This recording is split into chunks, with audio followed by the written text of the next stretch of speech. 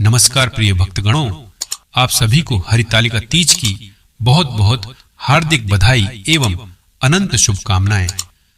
प्रिय भक्तगणों, आज की इस महत्वपूर्ण वीडियो में आप जानेंगे कि हरितालिका तीज साल 2024 में कब है, 5 सितंबर या फिर 6 सितंबर। तृतीया तिथि कब प्रारंभ हो रही है, कब समाप्त हो रही है, व्रत हमें कब धारण करना है और पारण यानी कि व्रत खोलने का शुभ मुहूर्त क्या है और व्रत कैसे खोलें, और हरितालिका तीज के दिन माता पार्वती और भगवान भोलेनाथ की पूजा किस प्रकार से करनी चाहिए। कई भक्त हैं जो कहते हैं कि क्या हम पहली बार यह व्रत प्रारंभ कर सकते हैं। अगर महिलाएं आज के दिन पीरियड्स से हैं तो पूजा कैसे करें, व्रत कैसे रखें। आज की वीडियो में हरितालिका तीज व्रत से संबंधित आपके कई सारे प्रश्नों के उत्तर मिलने वाले हैं जो आपको किसी और वीडियो में नहीं मिलेंगे। इसलिए आज की वीडियो को पूरा जरूर देखें और अगर वीडियो अच्छी लगे तो इसे लाइक जरूर कीजिए और हिंदू रिलीजियस टेल्स चैनल को सब्सक्राइब अवश्य ही कर लीजिए।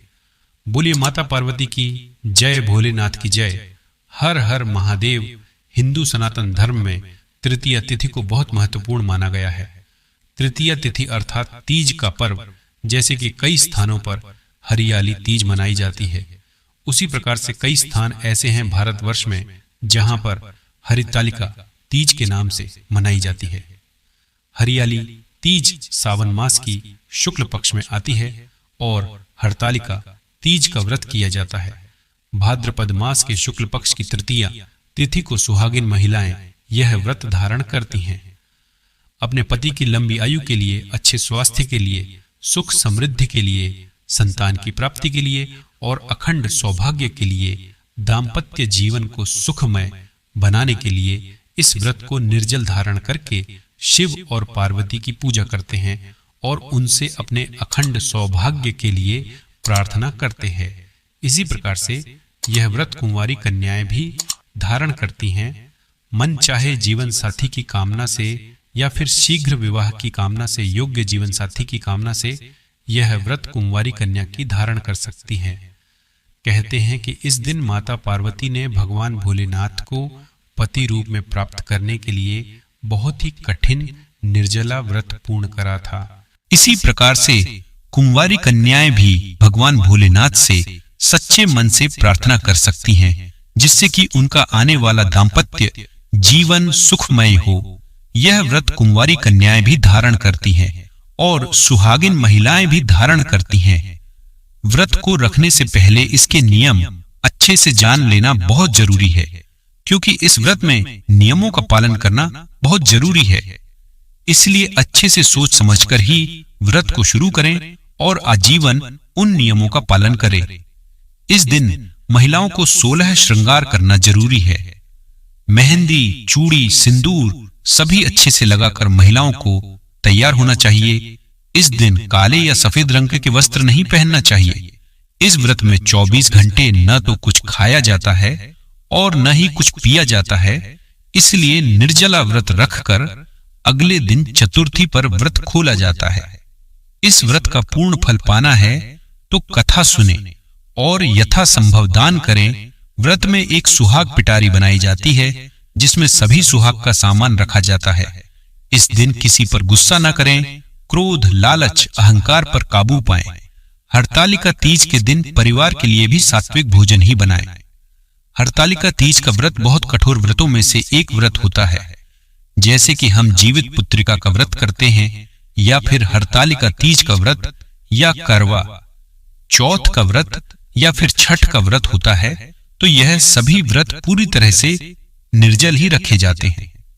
निर्जल और निराहार रहकर भगवान शिव और माता पार्वती की पूजा हरितालिका तीज में की जाती है। तो अगर आप कुंवारी कन्या हैं या फिर सौभाग्यवती है, दोनों ही प्रकार से व्रत का नियम एक ही होता है।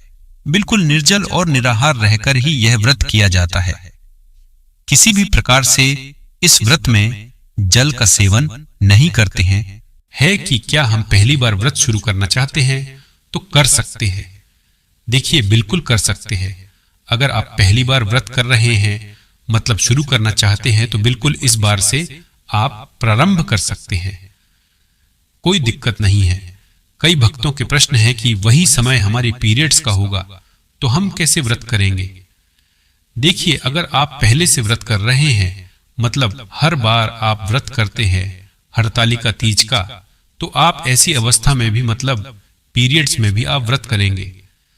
सिर्फ आप पूजा नहीं कर सकते हैं, मानसिक रूप से आप पूजा कर सकते हैं, मंत्र जप कर सकते हैं, मोबाइल से कथा सुन सकते हैं, और जो महिलाएं पूजा कर रही हैं आपके आसपास, वहां जाकर दूर बैठकर आप पूजा देख भी सकते हैं और देखने का भी फल प्राप्त हो जाता है।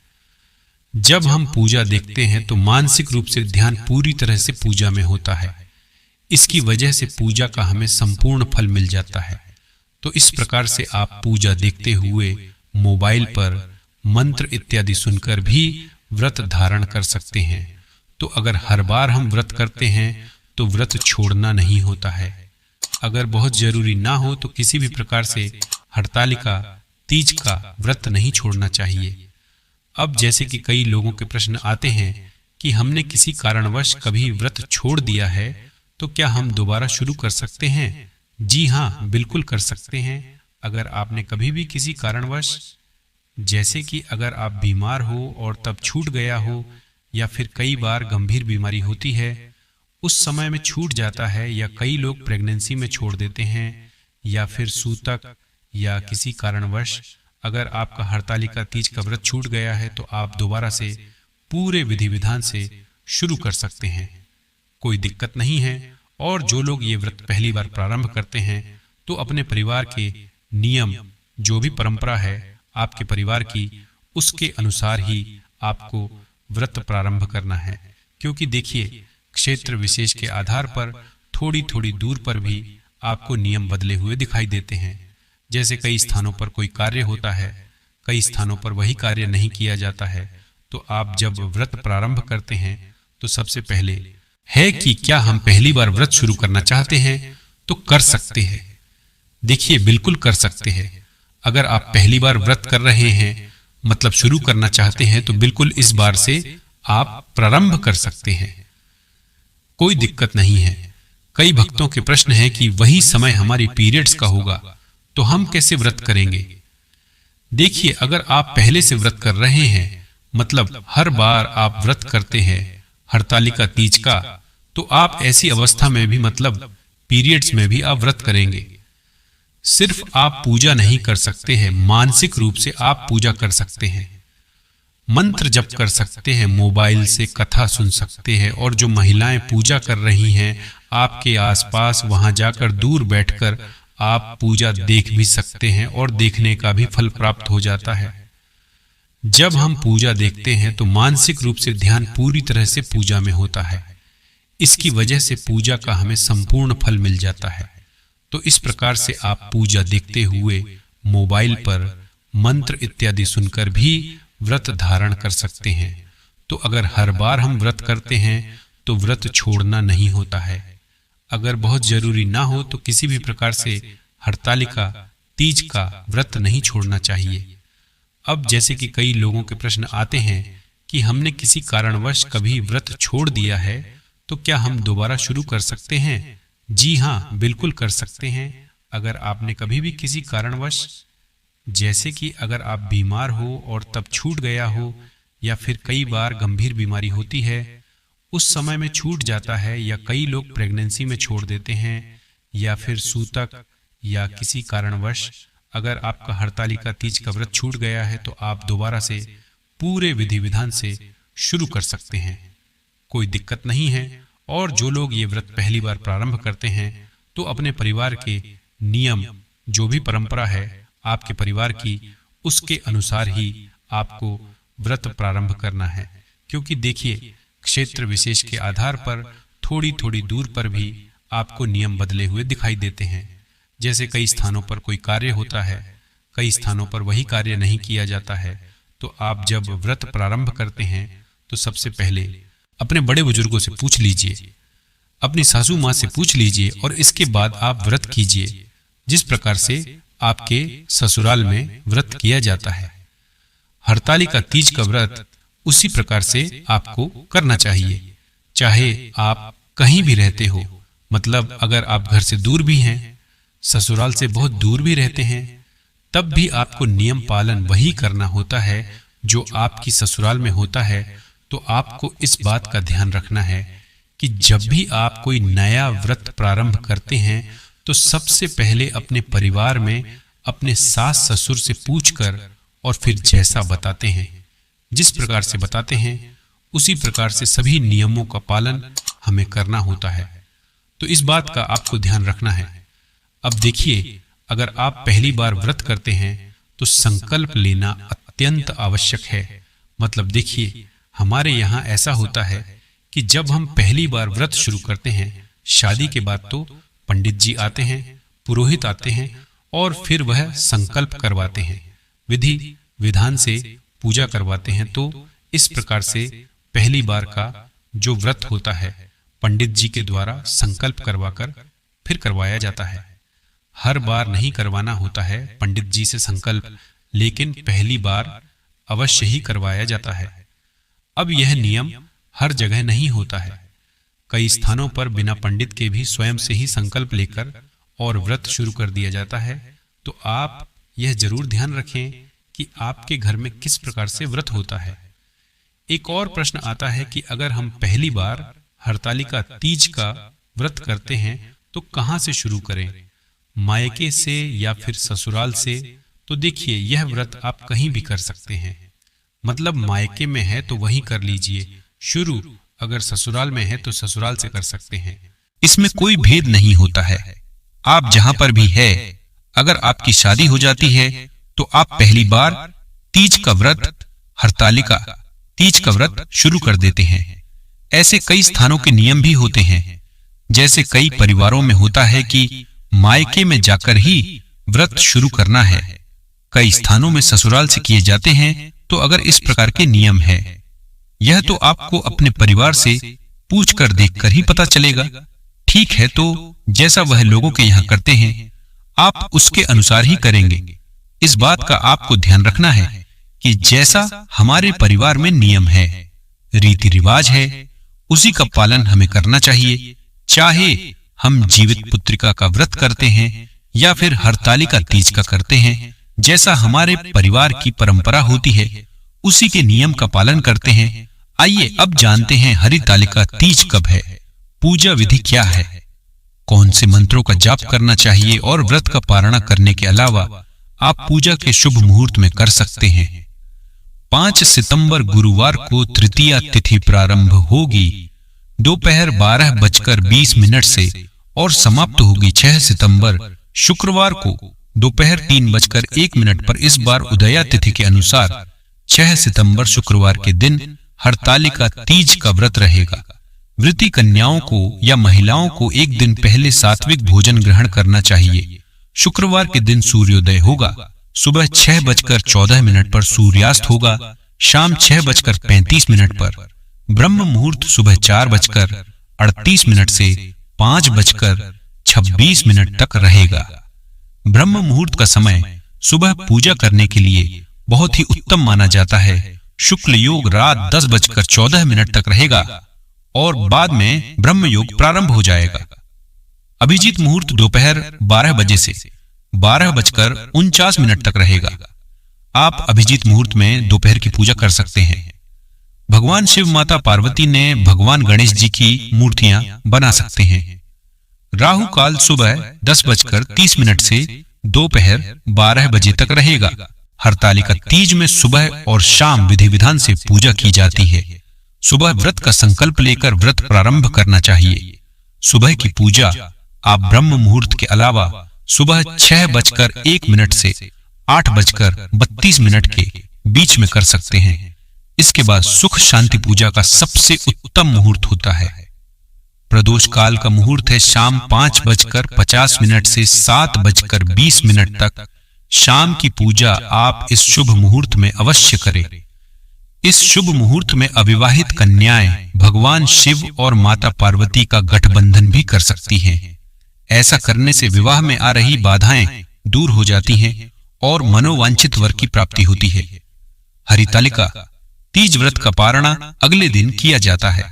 7 सितंबर शनिवार को सुबह सूर्योदय होने के बाद यानी सुबह 6:14 से 7:15 के बीच में आपको व्रत खोलना चाहिए। व्रत खोलते समय पानी, दूध या फलों का जूस ग्रहण करना चाहिए। इसके थोड़ी देर के बाद ही आपको शुद्ध सात्विक भोजन ग्रहण करना चाहिए, क्योंकि इस उपवास में मिट्टी से भगवान गणेश, भगवान शिव और माता पार्वती की मूर्ति बनाई जाती है। शिवलिंग बनाए जाते हैं और उन्हीं की पूजा का महत्व होता है। पूजा करने के बाद अगले दिन व्रत का पारणा करने से पहले विसर्जन किया जाता है। तो आप हरतालिका तीज के दिन किसी नदी, तालाब के पास की शुद्ध मिट्टी के शिवलिंग बना सकते हैं। साथ ही माता गौरी की प्रतिमा भी स्थापित करें। यदि आपके लिए भगवान शिव, माता पार्वती की मूर्ति बनाना संभव ना हो तो आप केवल मिट्टी से शिवलिंग बनाकर भी पूजा कर सकते हैं और इसके बदले आपके पास जो भी मूर्ति या तस्वीर है आप उनका पूजन भी कर सकती हैं। पूजा करने के लिए आपको चंदन, जनेऊ, फुलेरा, पुष्प, नारियल, अक्षत पान के पत्ते, इलायची, सुपारी, 5 तरह के ऋतु फल, दान दक्षिणा, मिठाई, पूजा की चौकी, धतूरे का फल, कलश, अभिषेक करने के लिए तांबे का पात्र, दूर्वा, आंख का फूल जो कि भगवान गणेश और भगवान शिव को अर्पित किया जाता है, घी, दीपक, कपूर और व्रत कथा पुस्तक की आवश्यकता होगी। वही शिवलिंग पर अर्पित करने के लिए आप बेलपत्र, शमी पत्र, देवदार पत्र, चंपा, कनेर, भृंगराज, धतूरा, आम के पत्ते, अशोक के पत्ते, पान के पत्ते, केले के पत्ते, भांग, शमी के पत्ते का इस्तेमाल कर सकते हैं। अब जानते हैं बहुत ही आसान पूजा विधि के बारे में। हरतालिका तीज की पूजा करने के लिए सबसे पहले सुबह ब्रह्म मुहूर्त में उठकर गंगा जल से स्नान करें। फिर हाथ में जल और पुष्प लेकर व्रत रखने का संकल्प लें। भगवान के माता गौरी की पूजा अर्चना करें। बालू या फिर चिकनी मिट्टी से भगवान शिव, माता पार्वती और गणेश जी की मूर्ति बनाएं। पूजा स्थल पर केले के पत्तों से या रंगोली के सुंदर मंडप बनाएं। फुलेरा लगाइए। गंगा जल मिश्रित पंचामृत से गौरी शंकर जी का अभिषेक करें। भगवान गणेश जी को दूर्वा और जनेऊ चढ़ाएं। भगवान शिव को चंदन, मौली, अक्षत, धतूरा, आक के फूल, भस्म, अबीर, गुलाल, भांग और 16 प्रकार की पत्तियां, चाहे वह बेलपत्र हो या शमी पत्तियां हो, आप अर्पित करें। माता पार्वती को सुहाग की सामग्री अर्पित करें। धूप दीप प्रज्वलित कर तीज की व्रत कथा सुनिएगा। व्रत कथा के बिना अधूरा रहता है। और फिर भगवान को सबसे अंत में आरती करने के बाद मौसमी फलों का या फलों के जूस का भोग लगाएं। दिन व्रत रखे। शाम को एक बार फिर से इसी तरह विधि विधान से कथा पढ़ने और सुनने के साथ ही भगवान का पूजन करें। संभव हो तो रात्रि जागरण करें, नहीं तो जितनी देर तक संभव हो उतनी देर जाकर पूजा अर्चना करें। मानसिक रूप से मंत्रों का जाप कर सकते हैं। अगले दिन सुबह ब्रह्म मुहूर्त में स्नान करें। कृष्ण भगवान शंकर और माता पार्वती की पूजा करें। माता पार्वती को आप सिंदूर चढ़ाएं और सिंदूर अपनी मांग में भी लगाएं। सुहागिन महिलाओं को माता पार्वती से सुहाग जरूर लेना चाहिए। इसके बाद मिट्टी के शिवलिंग या फिर मिट्टी की प्रतिमाओं का विसर्जन करें।